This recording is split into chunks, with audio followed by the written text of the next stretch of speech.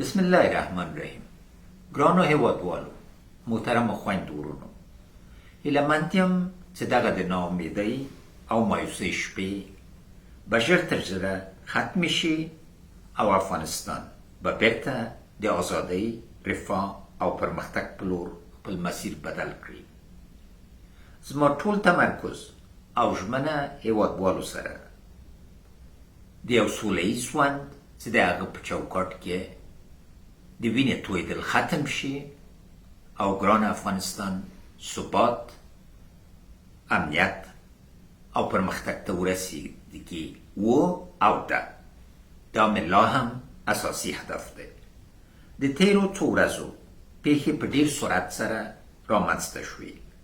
مخکې له دې چې زه له هېواد څخه ووځم، ما په دې کار کوو چې طالبانو سره د همه شموله او نماینده حکومت د جوړېدو په سر مذاکرات وکړو، تر څو د قدرت سوله ییز انتقال ته زمینه مساعده او کابل خوندي وساتل شي او د وینې تویېدو مخنیوی وشي.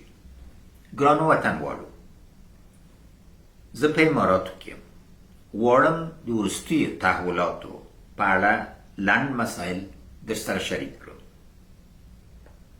د تیرې یکشنبې په ورځ ما په خپل کاري دفتر کې عادي ورځنی تقسیم اوقات تعقیبولم. ماسپښین زه دفاع وزارت ته روان وم تر څو د کابل ښار د نظم لپاره سوق او ادارې ته لاړ شم. ناڅاپه زما د فزیکي امنیت مسئولین د دې لپاره راغلل چې یوه لویه توطیه شنډه کړي. زه یې له ساحې وویستم. سره له دې چې طالبانو کابل ته د نه داخلېدو ژمنه کړې وه، خو دوی د ارګ د دروازو شاوخوا ځای پر ځای شوي ول او زموږ امنیتي مسؤلینو د امنیت ټینګښت توان له لاسه ورکړی. دغه توطیې دوه برخې درلودې. اول، یا من میماندم و شاهد خونریزی و ویرانی کابل می بودم. طالبان و همکاران داخلی و خارجیشان با وضاحت گفته بودند تا من باشم آنها رای مسالمت آمیز نمی بینند.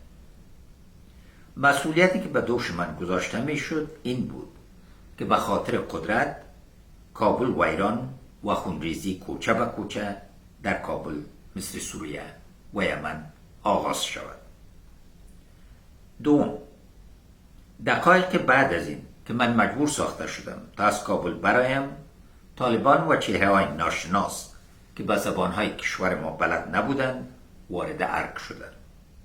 در راه رسیدن به ارگ هیچ مقاومت صورت نگرفت. آنها اتاق با اتاق میگشتند تا مرا پیدا کنند. تصمیم این بود که آنچه 25 سال قبل در افغانستان رخ داده بود تکرار شود. که پاتې وای، د افغانستان جمهور رئیس به یو وار بیا د افغانانو د سترګو په وړاندې په دار ځړول شوی وای او یوه لویه شرمناکه تاریخي فاجعه به بیا تکرار شوی وای. تاسو ته معلوم ده زه د عزتمن مرګ نه ډارېږم او نه ویډار سوی یم، اما د افغانستان بېعزتي د ما د منلو وړ نه وه او نه ده. نو زه مجبورم له افغانستانه وویستل شوم تر څو د خونریزۍ او د کابل د ویجاړېدو مخنیوی وشي او هم د افغانستان د تاریخي دښمن لخوا یوه لویه فاجعه چې د افغانستان یو ځای په حقارت ځوړندېدلو مخنیوی وشي. آیا د دوی مقاماتو بار بار نه ویلي چې د افغانستان د ولسمشر سر غواړي؟ دا خبرې ډېر جزئیات لري او تفصیل به ډېر ژر تاسې ټولو سره شریک کړم. هغو خلکو ته چې قضاوت یې کړی چې ګڼې ما افغانستان خرڅ کړی او تښتېدلی یم، دوی ته مې پیام دا دی: تر هغو مو چې د فاجعې د عمق په هکله مستند معلومات نه وي اورېدلي، قضاوت مو پرېږدئ. ملا عمر له کابل او قندار نه ووت، امیر عبدالرحمن خان هم ووت او نور مشران لکه امیر شلی خان، دوست محمد خان او نور مشران د موږ وتلی وو او دوم مرحله ته بیا راغلل خپل د وطن خدمتی وکړ. هر کسی که برایتان گفت رئیس جمهورتان شما را فروخت و برای منفعت مالی و حفظ جان خویش فرار کرد باور نکنید.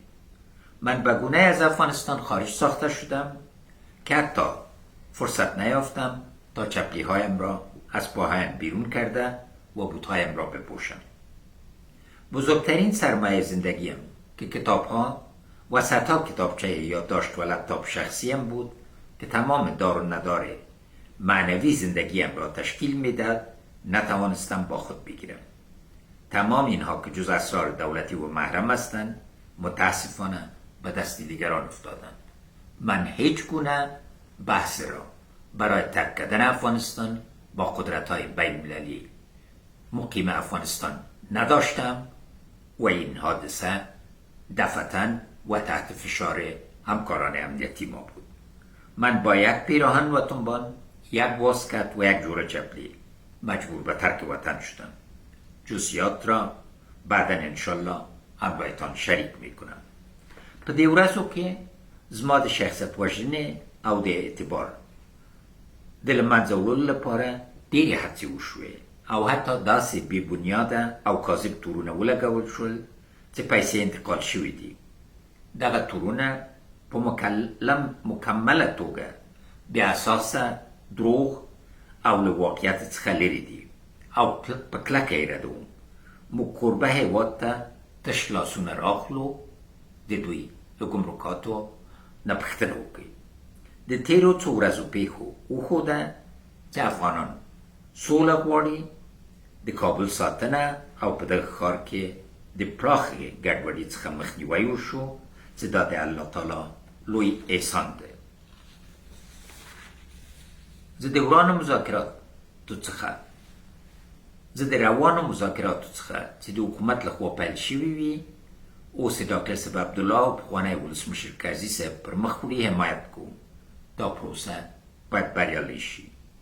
زه د امنیتي او دفاعي ځواکونو څخه مشکور یم او پر هغوی ویاړم. هغوی ماته نه ده خوړلې. اصلي ماته موږ په سیاست کې خوړلې ده. په کوم سیاست کې؟